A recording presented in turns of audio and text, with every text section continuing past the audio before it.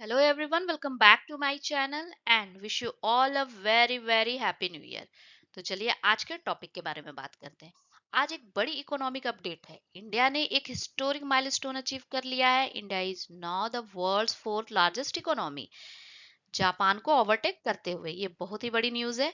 ये official confirmation government of India ने new year 2025-26 announcement के थ्रू दिया है।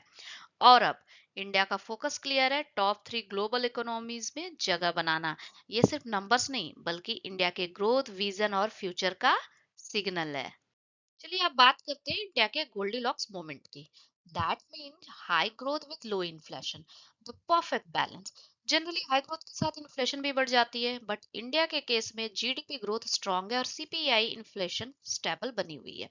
इसका सिंपल मतलब है, लोगों की इनकम ग्रो हो रही है without major cost of living pressure. अगर नंबर्स देखें, इंडिया का करंट नॉमिनल जीडीपी लगभग 4.2 ट्रिलियन डॉलर्स है। ग्लोबल रैंकिंग में USA number 1, China second, Germany third और इंडिया फोर्थ जापान को ओवरटेक करते हुए बच चुका है।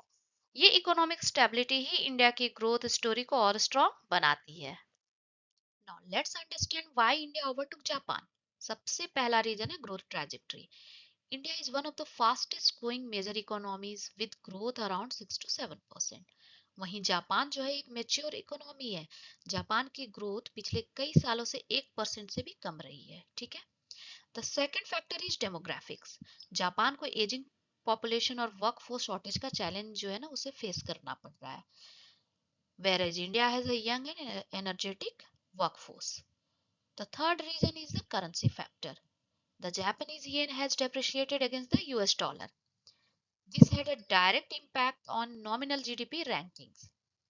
इसी वजह से इंडिया जापान से आगे निकल पाया। Okay, now let's look at the key drivers behind India's economic rise. The first driver is the demographic dividend. India की मीडियन एज लगभग 28 साल है, which supports high consumption and strong production. Okay. The second driver is infrastructure push. Highways, railways, ports और digital infrastructure जैसे UPI और आधार में massive investment हो रहा है। The third factor is manufacturing and global strategy. China plus one strategy और PLI schemes India के domestic manufacturing को boost कर रही है। The fourth and important driver is domestic consumption. India की लगभग 55 से 60% जीडीपी इंटरनल डिमांड से ड्राइवन है।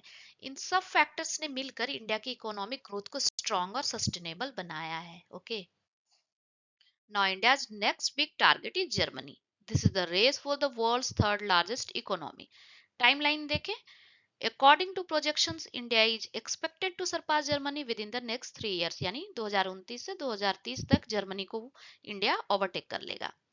The reasons are quite clear. Germany की ग्रोथ सिर्फ 1 to 2% के अराउंड है, जबकि इंडिया 6.5 to 8% की स्ट्रॉन्ग ग्रोथ मेंटेन कर रहा है। साथ ही जर्मनी जो है ना एक एक्सपोर्ट डिपेंडेंट इकोनॉमी है और एनर्जी ट्रांजिशन कॉस्ट्स और ग्लोबल ट्रेड स्लोडाउन का प्रेशर फेस कर रही है। ओके, इसी वजह से इन सभी वजहों से इंडिया का जर्मनी को ओवरटेक करना नेक्स्ट फ्यू इयर्स में हमें काफी रियलिस्टिक लगता है। Now let's do a quick reality check on per capita income. Total GDP में इंडिया वर्ल्ड की फोर्थ लार्जेस्ट इकोनॉमी है, लेकिन पर पर्सन इनकम के केस में इंडिया अभी भी पीछे है। जापान की पर कैपिटा इनकम लगभग $34,000 है। इंडिया की पर कैपिटा इनकम अराउंड $2,800 है। इसी वजह से एवरेज जापानी सिटीजन जो है ना अभी भी इंडिया के जो एवरेज सिटीजन से लगभग 12 टाइम्स ज्यादा वेल्दी है। But income numbers alone don't tell the full story. India की इंटरनल परचेजिंग पावर जो है रिलेटिवली स्ट्रांग है। जैसे कि हम लोग एग्जांपल के लिए देख सकते हैं, with $1 in India you can by around 6 liters of water, which is not possible in many developed economies. Okay, now let's look at the global and geopolitical implications. Global supply chain में India का role और strong होता जा रहा है, जिससे foreign direct investment यानी कि एफडीआई अट्रैक्ट हो रहा है। Okay, India now has a stronger voice in institutions like the IMF, world bank and G20।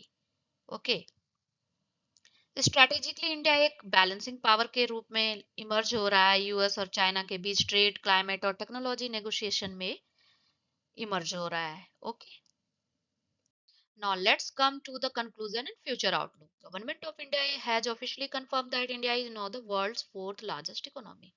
Yes, but institutions like the IMF and World Bank जो है ना, वो अपनी रैंकिंग अपडेट करने में, ऑफिशियल रैंकिंग अपडेट करने में समय ले सकती है. Now the key goal ahead is very clear: to convert economic growth into jobs, better education and better healthcare. Now the question is for you: when will India become the third largest economy? Government projection के हिसाब से ये around 2029 से 2030 के आसपास achieve किया जा सकता है. और आपके हिसाब से इंडिया के लिए इस ग्रोथ को सस्टेन करना कितना चैलेंजिंग होगा? Please share your opinion in the comment box. Your opinion matters. So that's all for today. Thank you so much for watching. If you like the video, please like, share and subscribe. See you in the next video.